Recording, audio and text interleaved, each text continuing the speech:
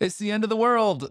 No, wait, it's just the season of Advent, and for some reason, we always start with apocalyptic readings. I have a lot of thoughts about this. Can't wait to share it with you. Here we go. Welcome to the Together for Good podcast, a podcast created by Bethany Lutheran Church in Cherry Hills Village, Colorado, and hosted by me, Pastor Nate Preisinger. On Together for Good, our goal is to provide practical, engaging content that supports you without expectations.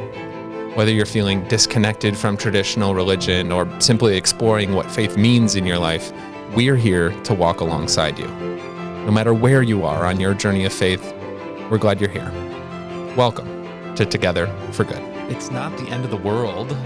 We say that all the time, a little throwaway phrase, come on, calm down, it's not the end of the world. But what if it is? And that's the point. You see, in the scriptures that are often assigned during the season of Advent, the first week of Advent almost always has apocalyptic readings from scripture chosen for the start of this new season.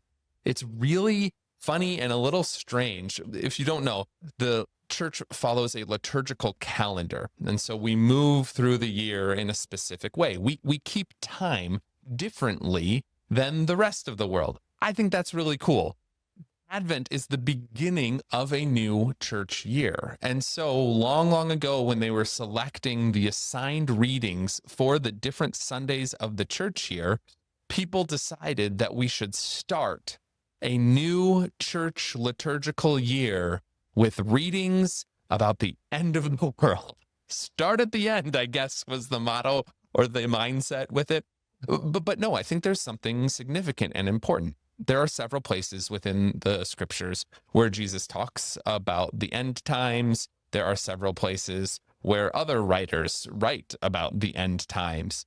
And these are called apocalyptic writings. And the idea behind an apocalypse isn't in the actual complete end of existence as we know it. No, an apocalypse is the ending of one era and the beginning of another. An apocalypse is a significant event or moment where everything changes. And so when you know that, it suddenly makes a lot more sense for Advent to often be this, for the church year, the liturgical year, to begin with an apocalyptic reading. It's as if to say, what has come before is now past, and something new and significant is beginning in this moment. What a great way for us to approach the year ahead. And it begins in Advent because this is a season where we are preparing ourselves. We're waiting, we're watching, we're anticipating what comes next. Obviously, the apocalypse also seems to kind of fit in there too. Yes, we realize something significant is happening, something is changing, but what is this new world going to look like? All Advent long, we're invited to ask that question on a personal level. What will this new year look like for me? Not just this new liturgical year, but a new calendar year as well. It aligns almost perfectly. Christmas is that day when we receive again the presence of God into our life, hopefully in a new way than before. Something different, something significant, something has shifted within us over the course of Advent as we prepare for that Christmas promise. It's apocalyptic in its own right if we bring the right mindset to the overall experience of Advent. More to the point too, thinking back, when I was a young father, my daughter Evelyn had just been born, and I remember that I bought, this was before streaming services. I know I'm old now. This is before streaming services. And so I had on DVD the entire first season of the television show House. And when Evelyn had just been born, this is the thing that no one tells you about newborn babies, but you kind of just sit around a lot. Newborn babies are a little boring. You have to be constantly vigilant because they cannot take care of themselves, but they don't really do a lot and they're not going anywhere. So you just sit around. So I watched a lot of TV. I actually watched a lot of TV with all of my kids. when they were infants, and I associate each of them with the television show that I binged watch when they were an infant. We should do a whole podcast series on that and how their personalities align with the shows that I binge watch. Anyways, for Evelyn, the show was House, which is about a medical doctor, Dr. Gregory House, and he is really good at solving medical mysteries. It's based on Sherlock Holmes, actually, I came to find out. House, Holmes, see what they did there? And except it's in a medical setting. And so House is constantly needing to solve each episode a new medical mystery that presents itself. And he's really surly. It's a great show, really great show. And so I had on DVD, not just the first season, I think I had the first 3 seasons of House. And I slowly made my way through, not slowly, really quickly, made my way through all of them. And then I was watching normal TV. I was watching a football game. And, you know, they have commercial breaks. And they cut to a commercial break during this football game. They're like, coming up on the season premiere of House. And I was like, oh, no. Because the night before, I had just watched the last episode of season 3, which ended on a total cliffhanger. You weren't sure if House was going to survive. Is he going to be okay? And I was stuck in that moment of anticipation and wondering and worrying about my favorite character. But then I see a commercial for House, the season premiere of House, season 7. So this is 4 seasons removed from what I had just been watching. And they gave you a little preview of what's going to happen. And I guess House is going to solve a medical mystery on the premiere in season 7. But more to the point, I realized at that moment in time, like, oh, yeah, the season 3 ended on a cliffhanger, but clearly, like, he's going to be okay. I had a general idea of how this story was going to end, even though I didn't have the exact details at that moment. Why am I telling you this? I think this is part of what apocalyptic literature is encouraging us to believe, is that we know how the story's going to end. We don't necessarily know all of the details, but we can trust that God is ahead of us in the future, that God has the future under control, and that no matter what comes in between, we know how the story is going to end, and that is with a loving and gracious God gathering all of creation back together and into God's presence. And so we start the church year with that hopeful message. I don't know what's going to happen in the year ahead.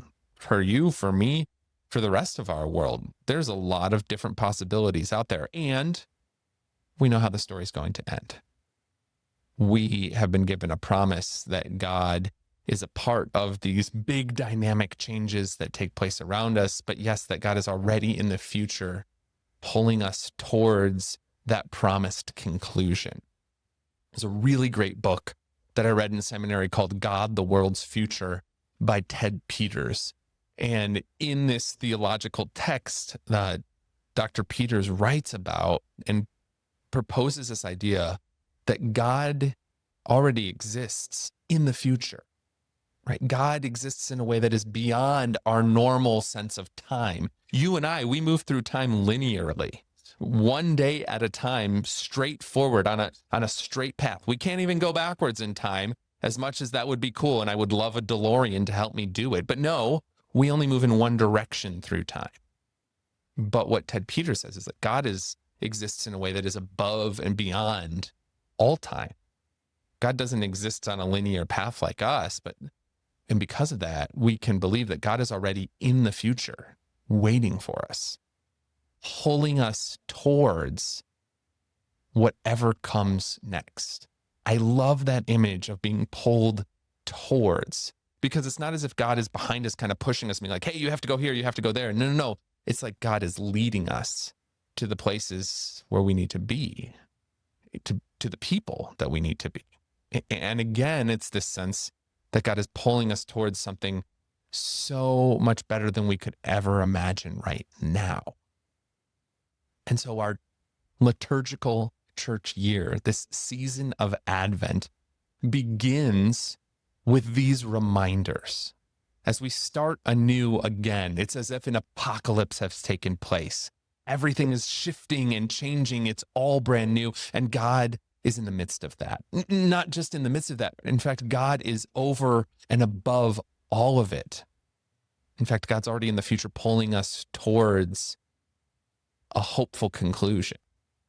And so we can embrace the current moments with hope and with confidence, knowing that even if things are not going our way right now, or we're struggling or we're hurting, that God is with us in the midst of that, and we know how the story will end. That this isolated moment of suffering is not the full story. Finally, Martin Luther once famously said, "If I knew the world was going to end tomorrow, I would still plant my apple tree today." Such a beautiful, hopeful, confident way of talking about tumultuous times, I think. Sometimes it feels like the world is going to end tomorrow, and that's scary. But Luther is talking about the hope that we have, that we know how the story is going to end. And so we can't predict what is going to come next. We simply know that God will be there. And in the meantime, that means that we show up faithfully now, that we create today, that we plant today and approach today hopefully. That's what planting an apple tree suggests. I plant this now, hoping for this nourishing life to grow in the future. That's our call as Christians in how we approach every single day of our life. We don't know what the future holds. We just know that God is a part of it, that the story ends with God. And so that gives us the hope and the confidence to be faithful right now in small ways today, to show up as if there will be a glorious and bright future ahead of us every single day. That's the approach that we bring. Planting, sowing, growing, creating again and again and again. Our theme this year at Bethany during the Advent season is the beginning of everything. And I think that all plays into everything we've talked about here on this podcast today. We're looking at these stories of Scripture about how God was always planting the seeds throughout the story that was leading us towards this promised future with the reality of Christ in our presence. God with us in significant and meaningful ways, real ways. Everything begins again and anew when Christ is born. Christmas Day is an apocalyptic moment because something new is beginning among us, a new chapter, a new reality, a new sense of possibility, because God is not distant any longer, but God is somehow a part of this very earthly existence. Through the incarnation, God knows exactly what it means to be human. God is as close to our human experience as we are to our human experience, because God lived through all of that. As the person of Jesus, God experienced suffering and betrayal and persecution, being misunderstood, being abandoned by his friends, and suffering horribly on the cross. But all of that is God's way of taking all of this human experience up and into the very reality of God and redeeming it and changing it and helping us to know that when we face the messiness and ugliness of life, that we are not apart from God, but that God is right there with us. Christmas is an apocalyptic moment where everything changed, but it changed for the better. And so as we take this Advent season to think about how God begins anew in our world, we prepare our hearts and we wait and we look towards the future with hope, because we know how this story ends. We know what the story will be on Christmas Eve. And yet, may that apocalyptic story begin something new within us this year as we hear it with fresh eyes and a changed heart. I hope this was at least a little bit interesting and entertaining as we embrace this idea of apocalypse in new and different ways. Share it with a family or a friend. who might have asked questions about all these strange stories that appear in the scripture, or who might just be wondering what this Advent and Christmas stuff means. As always, thank you for listening and stay in peace. Thank you for listening to the Together for Good podcast.